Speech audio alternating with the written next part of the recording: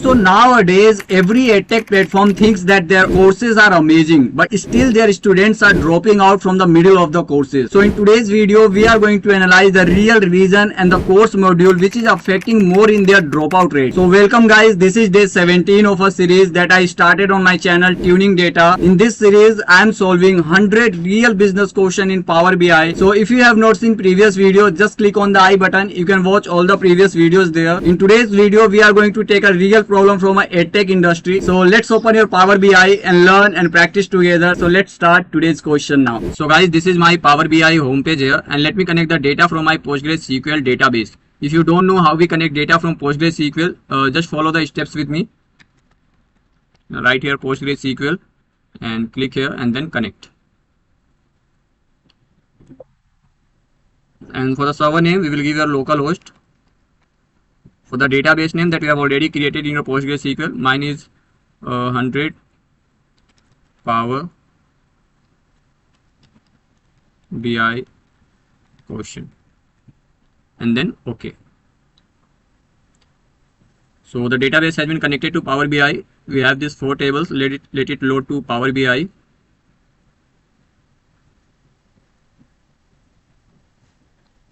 So it's being loaded here guys. If you want to get all this data, you can go through the link given in the description of this video. You will get all this data on my GitHub profile, so don't worry about that. Yeah. So the data has been loaded to Power BI now. We have these 4 tables. Let me show you one by one. So this is course modules table here. In this table, we have columns like module ID, course ID, module title, and module order. Okay. Then we have this courses table here with name. Columns name are like course ID and course name. Then we have this module progress table. In this table, we have these columns like progress ID, user ID, module ID, completed status, and completion date. Then we have this users ID, like user ID, name, country, and sign up dates are their columns. Okay, so this is all about the data that we have for today's video. Now let me show you the model view to build the relationship between these 4 tables here. So just click here on model view and let me show you the relationship between all these tables.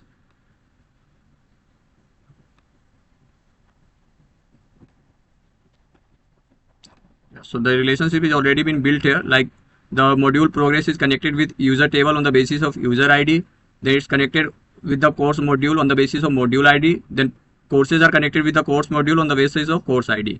So the relationship is already been built here, and this is shown here the cardinality. This is one-to-many relationship. This is also one-to-many relationship, and this is also one-to-many relationship, guys.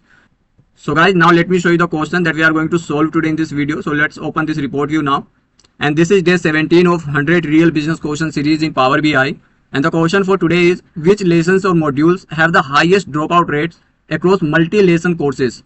The learning experience team is concerned about drop-off before course completion. They want to identify which lessons or module are causing most users to quit the course midway. You are asked to build a Power BI dashboard that shows dropout count by lesson module and filter by course name and country. Helps the team optimize the most problematic lesson. So this is all about the today's question and the data that we have discussed now. Now let's start and solve this question. So first we are going to count total dropouts, okay, from this module progress table. So let's click here and create new measure here. And the name will be dropouts. Okay, and then use your calculate and count rows. The table will be the module progress table. Okay, and for the filter purpose, I am going to check the completed status, which is equal to false. Okay, so completed is equal to false. So let's run this query. Yeah, now we are going to calculate the dropout rate. Okay, for this, create another measure here, because you want to show the dropout count by the lesson and module, and there are also dropout rates. So the dropout rate.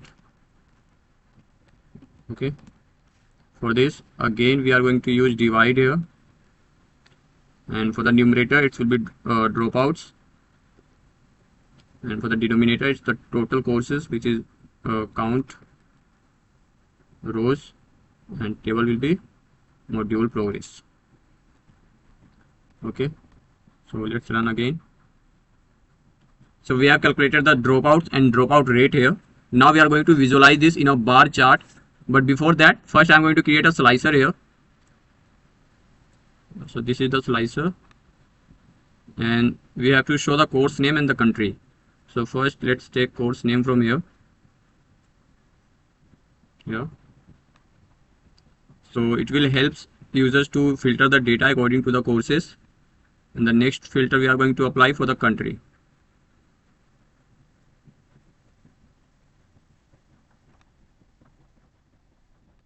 So this is it.